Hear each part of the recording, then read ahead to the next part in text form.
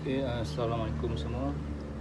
Dalam video kali ini saya akan tunjukkan cara untuk menghasilkan bonsai dengan menggunakan konsep batu. Saya telah buat bonsai sebelumnya, ya, seperti ini. Ini adalah hasil daripada bonsai yang dimasukkan dengan elemen batu. Bonsai yang dihasilkan lebih menarik, di mana pokok dan batu akan hidup sekali, di mana akar pokok tersebut membalut atau menyelirat di celah batu tersebut. Sebab yang saya masukkan elemen batu tersebut. Okey, jadi dalam video kali ini juga saya akan tunjukkan lagi cara untuk menyusun pokok bonsai, ya, dengan berkonsepkan permukaan muka bumi yang ada batu.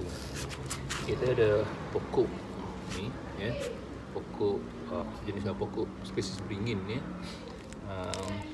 Jadi yang penting, ya, apabila kita nampak kita dapat pokok ini, kita kena tentukan apakah konsep yang kita hendak berikan pada pohon ini. Okey, jadi pokok ini secara umumnya dia ada dua batang, ya, dua batang utama, ya, dan di atasnya ada lagi satu batang. Ini ada lagi dua batang, dua ranting, ya, dua ranting, dan atas ada dua ranting. Okey, kemudian yang di sebelah sini dia ada satu lagi batang utama, dan dia menegak, terus, ya. Jadi kalau dilihat seperti ini, agak macam kurang menarik. Okey, jadi apa yang saya akan lakukan adalah saya akan jadikan pokok ini seperti pokok yang sudah lama, diseliputi dengan batu-batu, di mana akarnya nanti akan melilit, ya, batu-batu. Okey, jadi apa yang akan saya lakukan adalah dengan mencondongkan pokok ini, dan batang utamanya dia akan condong seperti ini. Okey, dia akan turun seperti ini, dan yang batang ini, ya, dia akan mendekat ke atas, dan saya akan bentukkan batang ini supaya dia lebih menegak, seperti itu nanti, ya. Tapi untuk menegaknya, pastikan pokok ini telah betul-betul sihat, selepas dipindah ke pasu. Okey, itu konsep yang saya akan guna, iaitu saya akan condongkan batang ini menegak seperti ini secara horizontal, dan ini secara vertical. Okey, jadi bahan yang saya akan gunakan adalah yang utamanya adalah pokok, pokok yang telah matang, iaitu semai, yang asalnya adalah ranting. Kemudian pasu, ya, pasu lepir. Okey, kemudian batu, ya, beberapa batu yang saya kutip, daripada pembuangan, ya. Okey, ada empat kotak batu, berbagai saiz. Kemudian tanah bakar, ya. Okey, tanah bakar. Kemudian ini adalah ini adalah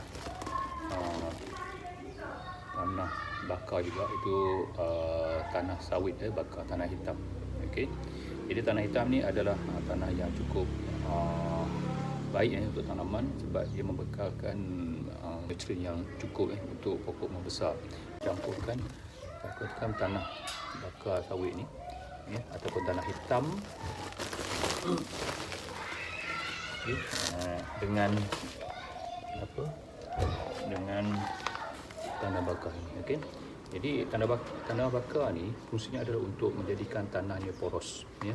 Tanah hitam, tanah sawit, dia menyimpan air. Okey, jadi tanah bakar dia akan menjadikan tanah ini, medium yang saya akan buat nanti akan lebih poros, ya. Okey, jadi sebenarnya ini adalah bata buatan kecil, ya. Seperti terlihat ini, dia ada bata buatan kecil keras, ya, batu-batu hancur. Okey, jadi sangat bagus, ya, untuk sebagai salah satu medium tanaman. Jadi cara mencampurnya adalah saya akan buat satu-satu. Okey, satu-satu maksudnya satu tanah bakar dan satu tanah hitam. Pertama yang saya akan buat adalah menyusun batu, ya. Saya gunakan batu besar dulu, ya, letak di sini. Okey. Saya ini batu ni ada sebelah ni agak rata, di sini agak macam bulat, ya, seperti itu. Nampak? Ini agak rata, ya, bulat. Jadi saya nakkan kawasan batu ini berada di luar, ya, dan yang berbentuk bulat ini di sebahagian dalam. Maksudnya ini adalah kawasan untuk pokok itu tumbuh nanti. Ini letak seperti itu.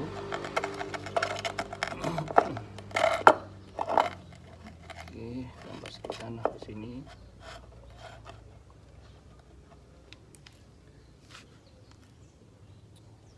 Okey, selepas itu masukkan batu yang kedua di sini.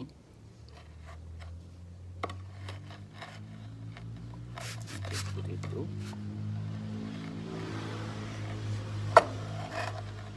Okey.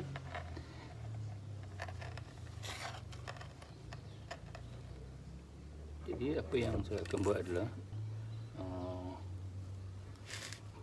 saya nak pastikan bahawa pokok ini akan batu ini duduk selari dengan dahan ni sini.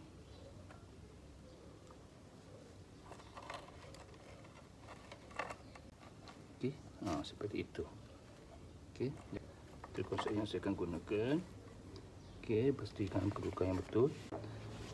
Kemudian batu yang ni, ya, saya akan letak di sini untuk menampung kedudukan batu ni supaya dia duduk lebih kuat. Okey, mungkin saya akan buat seperti ini supaya nanti dia batu agak macam yang ni batu ni terbonjol keluar daripada tanah. Sebab tanah dia hanya di bahagian ni saja. Ini di bahagian flat ni saja, ya. Ni saja. Kawasan permukaan pasu saja. Jadi saya letakkan batu seperti ini, dia akan macam terbonjol keluar, ya, di samping menampung kedudukan batu seperti itu. Okey. Dan batu yang terakhir ini, okey, batu yang terakhir ini saya letak di bahagian belakang ni, ya, untuk menampung bahagian belakang, ya, seperti itu. Pun letak seperti ini. Seperti itu. Ya, tuan-tuan nampak, ya. Okey, jadi konsepnya seperti pokok ini hidup di celah batu. Okey. Okay, sekarang sudah selesai. Okey, langkah yang kedua adalah saya akan susun, ya. Dia akan susun akar ni, ya, akar ni dia akan melilit batu ni. Jadi bila akar ni nanti besar, ya, kita akan nampak, ya, siratan akar ini melilit batu. So apa saya buat, saya akan susun macam ni. Okey, ini buat dulu, ya, sebelum kita letakkan tanah, ya. Tanah nanti kita akan timbun semua, ya.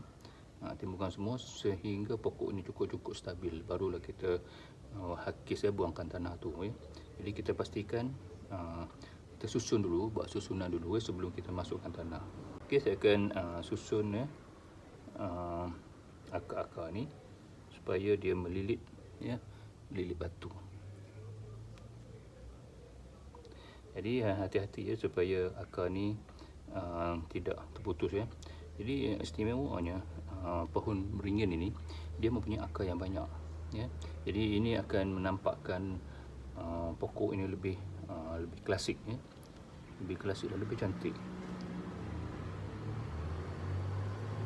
Okey, ini akarnya kita letakkan sini supaya nanti dia membesar, dia akan akar ni nampak lebih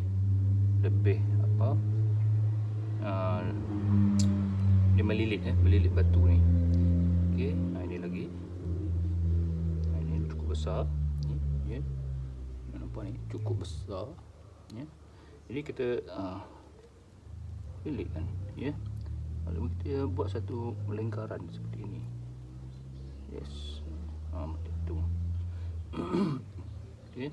Ataupun ini olehkan dia panjang, panjang seperti ini. Mungkinan kita boleh pusingkan, ya, pusingkan di bahagian belakang seperti ini.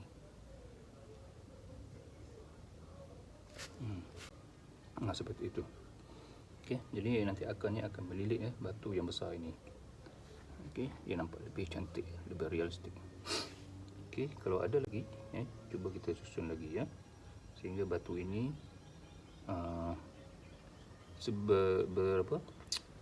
batu ini macam dia bersatu dengan pokok. Okey, dia akan bersatu dengan pokok.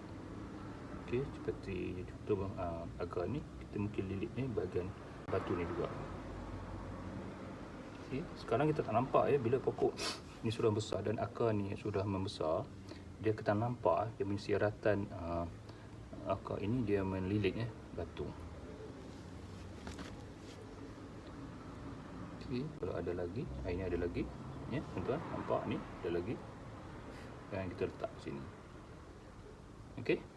Jadi sudah hampir selesai. Jadi tugas seterusnya adalah kita akan masukkan tanah ke dalam semua lubang-lubang yang ada, ruang-ruang yang ada di dalam pasu dan juga di bahagian atas, ya, menutup semua. Dan kita biarkan tanah ini sehingga pokok ini benar-benar stabil, barulah kita keluarkan tanah-tanah yang ada di atas ini dan timbulkan batu. Alright. Sekarang kita nak campur, buat campuran tanah, iaitu tanah